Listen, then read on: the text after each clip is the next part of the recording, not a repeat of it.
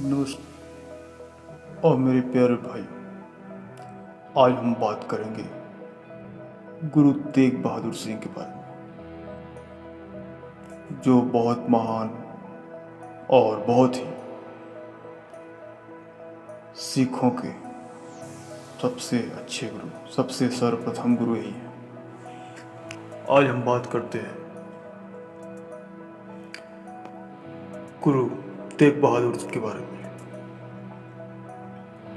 11 अगस्त 1664 को दिल्ली से सिखों का एक जत्था पंजाब के गांव बकाला पहुंचा। 6 महीने पहले 8वें गुरु हरकिशन ने अपने निधन से पहले ऐलान किया था कि उनका उत्तराधिकारी बकाला मिलेगा। बकाला में सिखों की खास सभा बुलाकर तेग बहादुर को गुरु की गद्दी देने का ऐलान किया। एक पारंपरिक समारोह में गुरु द्वित्रोवा डगधवा ने गुरु के माथे पर केसर तिलक लगाकर उन्हें एक नारियल और 5 पैसे भेंट करके उन्हें गुरु की गद्दी पर बिठाया। शुरू में तेग बहादुर उन लोगों में से नहीं थे जो बहुत मुखर रहे। खुशवंत सिंह अपनी किताब a history of the six में लिखते हैं, पृष्ठभूमि में रहने की उनकी स्वभाव की वजह से भी गुरु तेग बहादुर आम लोगों के बीच लोकप्रिय हो गए। धीरमल ने उनकी हत्या करने की कोशिश की। हत्या के लिए बुलाए गए लोग अपने अभियान में सफल नहीं हुए। खुशवंत लिखते हैं, तेग बहादुर बकाला छोड़कर अमृतसर गए, जहां हर मंदिर साहब के दरवाजे बंद कर दिए गए थे। वहां से वो अपने पिता के बसाए शहर कीरतपुर गए। उसके बाद उन्होंने कीरतपुर के 5 किलोमीटर दूर एक नया गांव बसाया, जिसे उन्होंने आनंदपुर का नाम दिया। इसी जगह को अब आनंदपुर साहिब के नाम से जाना जाता है, लेकिन यहाँ भी उनके दुश्मनों ने चैन से नहीं रहने दिया। गुरु तेग बहादुर का जन्म 1621 सन में हुआ। वो छठे सिख गुरु हरगोविंद के सबसे छोटे बेटे थे। कुछ दिन आनंदपुर में रहने के बाद गुरु तेग बहादुर ने पूर्वी भारत के दौरा करने का फैसला किया। रास्ते में उन्हें आलम खान के नेतृत्व में मुगल सैनिकों ने गिरफ्तार कर लिया और उन्हें दिल्ली ले गए। इतिहासकार इस बारे में एक मत नहीं है कि उन्हें क्यों गिरफ्तार किया गया। खुशवंत सिंह लिखते हैं, ऐसा मुगल दरबार में रहने वाले राम राय के उकसावे में किया गया। गुरु तेग बहादुर पर शांति भंग करने का आरोप लगाया गया। इतिहासकार फौजा सिंह इससे सहमत नहीं थे। उनका कहना है कि राम राय तब तक तेग बहादुर को गुरु मान चुके थे और उनके लिए उनके मन में कुछ बुरी मनसा भी नहीं थी। सरप्रीत सिंह अपनी किताब स्टोरी ऑफ द सिख में लिखते हैं, उनकी गिरफ्तारी के जो भी कारण रहे हों, लेकिन गुरु तेग बहादुर को 8 नवंबर 1665 को गिरफ्तार कर दिल्ली ले जाया गया। गुरु को औरंगजेब के सामने पेश किया गया। गुरु तेग बहादुर ने बादशाह औरंगजेब को संबोधित करते हुए कहा, मेरा धर्म भले हिंदू ना हो, मैं भले ही वेदों की श्रेष्ठता, मूर्ति पूजा और दूसरे रीति रिवाजों में ना यकीन करता हूँ, लेकिन मैं हिंदुओं के सम्मान से रहने और उनके धार्मिक अधिकारों के लिए लड़ता हूँ और लड़ता रहूँगा। लेकिन औरंगजेब पर गुरु तेग बहादुर के इन शब्दों का कोई असर नहीं। औरंगजेब के दरबार में मौजूद कई उलेमा ने उनके कान भरे कि गुरु की बढ़ता प्रभाव इस्लाम के लिए खतरा हो सकता है। एक समय औरंगजेब ने गुरु को मृत्यु दंड देने का फैसला कर लिया था लेकिन उनके एक राजपूत मंत्री राजा राम सिंह ने उन्हें जीवित छोड़ देने का अनुरोध किया था, जिसे औरंगजेब ने मान लिया गया था। 1 महीने बाद दिसंबर के गुरु तेग बहादुर के खिलाफ सारे आरोप वापस लेकर उन्हें रिहा कर दिया गया। रिहा होते ही गुरु ने पूर्व की तरफ अपनी यात्रा फिर से शुरू की और वो मथुरा, आगरा, कानपुर, इलाहाबाद, वाराणसी, बोध गया होते हुए पटना पहुंच गए। वहां पर तेग बहादुर की पत्नी माता गुजरी ने रुकने का फैसला किया, लेकिन गुरु तेग बहादुर अपनी अनुयायियों से मिलने ढाका की तरफ बढ़ गए। ढाका में रहते उन्हें खबर मिली कि उनके बेटे उन्हें बेटा हुआ है जिसका नाम गोविंद राय रखा गया, जो बाद में गुरु गोविंद सिंह के नाम से जाने गए। इसी बीच औरंगजेब ने कामरूप के राजा के विद्रोह को दबाने की जिम्मेदारी राजा राम सिंह को सौंपी। उस जमाने में कामरूप को एक खतरनाक जगह माना जाता था, जो अपने बहादुर योद्धाओं और काले जादू के लिए मशहूर था। राजा राम सिंह को गुरु तेग बहादुर की आध्यात्मिक शक्ति में गहरी आस्था थी। राजा राम सिंह ने तेग बहादुर से अनुरोध किया कि वो कामरूप के अभियान में उनके साथ चले। गुरु उनके अनुरोध से इनकार नहीं कर सके। सरप्रीत सिंह लिखते हैं, लड़ाई के दौरान गुरु ने करीब 3 साल समय बिताए। इसी बीच उन्होंने कभी कभी मध्यस्थ की भूमिका भी निभाई। लौटने पर वो पटना में रह रही अपनी पत्नी से मिलने नहीं मिल पाए, क्योंकि उनके पास लगातार संदेश आ रहे थे कि पंजाब में उन्होंने जरूरत है कि मार्च 1672 में वो चक नानकी की अपनी गद्दी पर लौट आए। उनकी यात्राएं उन्हें ऐसी जगहों पर ले गई जहां गुरु नानक के अलावा और कोई सिख गुरु नहीं था। 25 मई 1672 को जब गुरु तेग बहादुर आनंदपुर साहब में से एक संगत में बैठे हुए थे, तभी कश्मीर के कुछ लोगों को जत्था उनसे मिलने आया। जत्थे का नेतृत्व पंडित कृपाराम कर रहे थे। उन्होंने हाथ जोड़कर गुरु से कहा, हजारों साल से चले आ रहे उनके पुरखों का धर्म खतरे में है। औरंगजेब का प्रतिनिधित्व कर रहे हैं। कश्मीर के गवर्नर इफ्तिखार खान ने हुक्म दिया कि वो इस्लाम धर्म स्वीकार कर ले, वरना उन्हें मौत के घाट उतार दिया जाएगा। कृपाराम की गुहार का गुरु तेग बहादुर ने तुरंत कोई जवाब नहीं दिया, लेकिन उनकी व्यथा सुनकर उनका दिल पसीज सा गया। हरिराम गुप्त गुरु तेग बहादुर की जीवनी में लिखते हैं, गुरु ने कश्मीर से आए ब्राह्मण से कहा कि वो बादशाह के प्रतिनिधियों से कहें कि अगर गुरु तेग बहादुर ने इस्लाम कबूल कर लिया तो वो भी अपना धर्म बदल देंगे। हरिराम गुप्त लिखते हैं, औरंगजेब इस बात से आपत्ति थी। सारे सिख लोग गुरु को सच्चा बादशाह कहकर पुकारते थे। औरंगजेब ने इसका ये अर्थ लगाया कि गुरु ये प्रचारित करना चाहते थे कि वह सच्चे बादशाह है और भारत का शासक नकली बादशाह है। औरंगजेब को गुरु के नाम से बहादुर लगाया जाना भी अखर रहा था, क्योंकि ये नाम मुगल दरबार में मौजूद गणमान्य लोगों को खिताब के तौर पर दिया जाता था।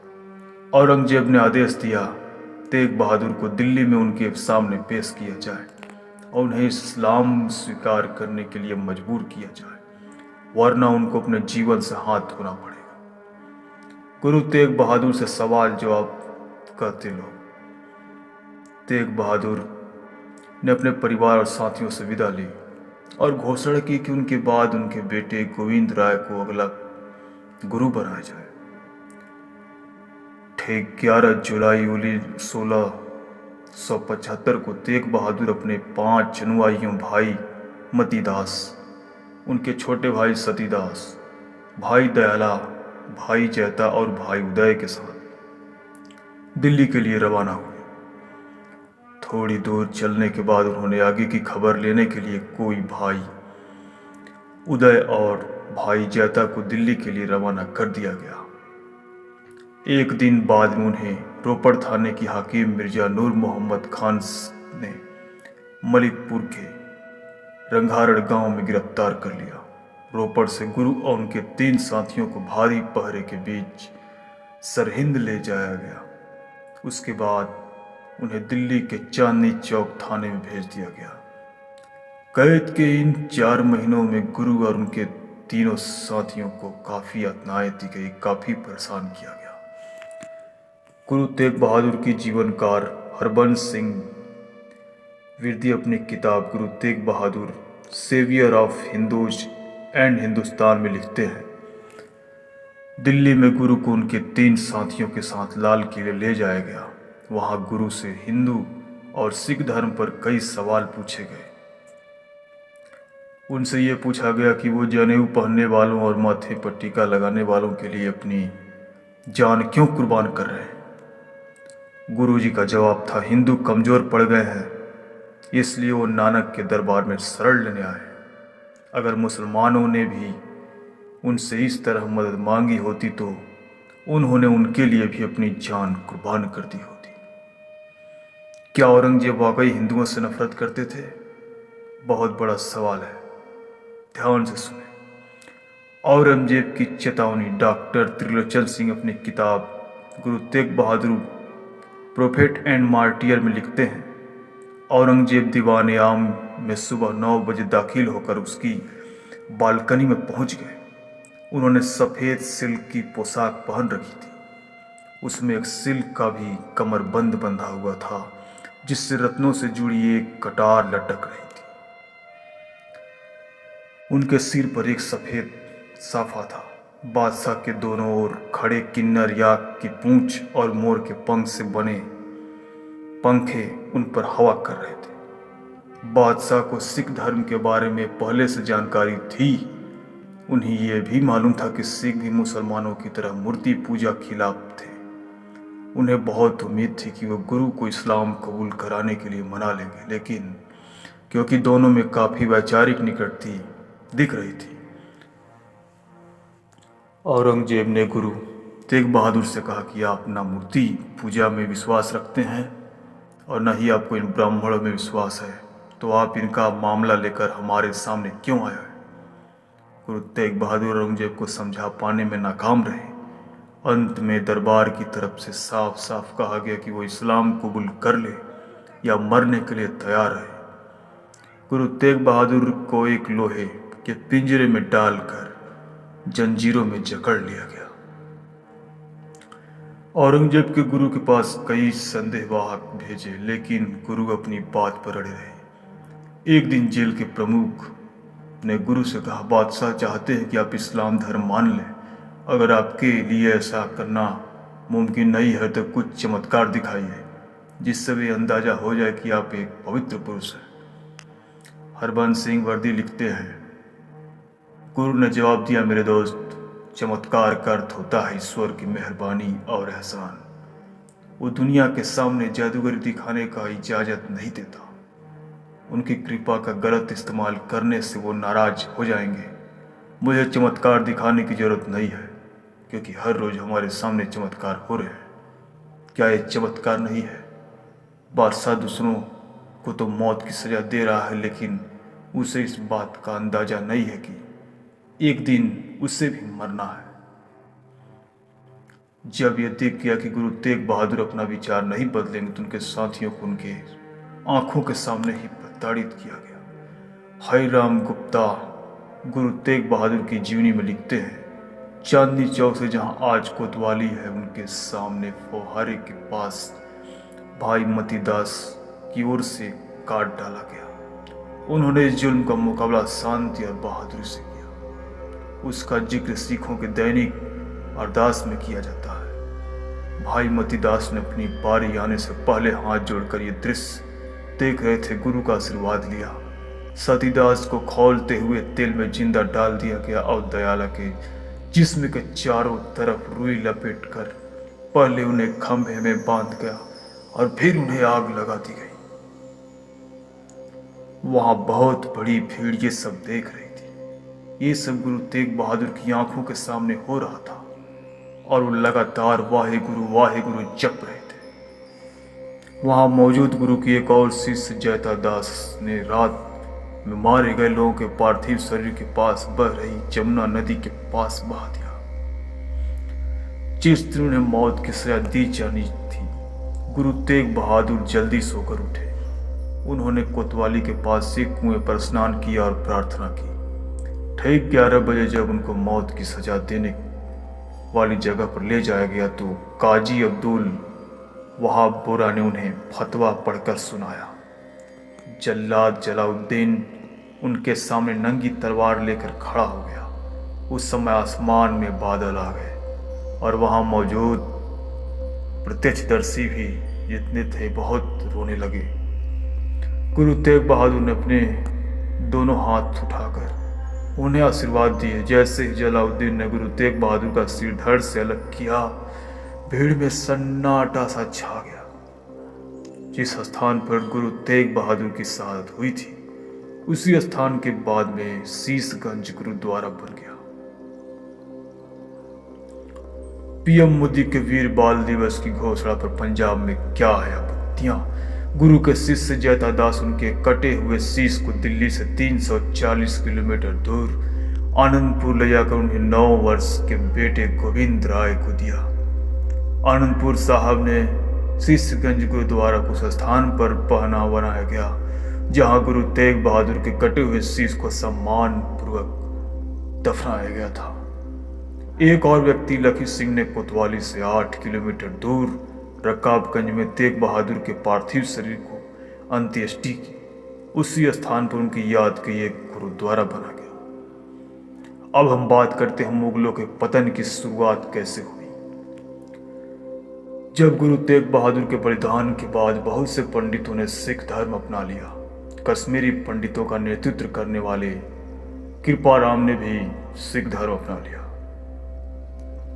सिख अध्येता गुरमुख सिंह ने अपनी किताब गुरु तेग बहादुर द ट्रू स्टोरी में लिखा है, गुरु तेग बहादुर इस बलिदान का जबरदस्त असर हुआ जिसने भारतीय उपमहाद्वीप के इतिहास को बदल दिया।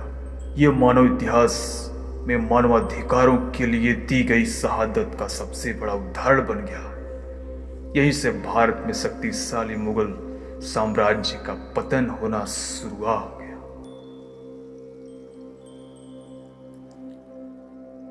तो मित्रों, मुझे उम्मीद है कि आपको मेरा ये वीडियो अच्छा लगा होगा। आपने क्या सीखा गुरु गोविंद सिंह के बारे में कमेंट में अवश्य लिखें। गुरु गोविंद सिंह की जय। और मेरे चैनल को अवश्य लाइक सब्सक्राइब करें। वीडियो अच्छा लगा हो तो बगल में जो ऑल नोटिफिकेशन है उसे भी क्लिक कर दें ताकि हम ऐसे ही अपने बहादुर जवानों के बारे में किस्से कहानियां लेके आते रहेंगे जो सच्ची है ना कि झूठ। तब तक के लिए जय हिंद। वाहिगुरु खालसा वाहिगुरु फतेह। जय श्री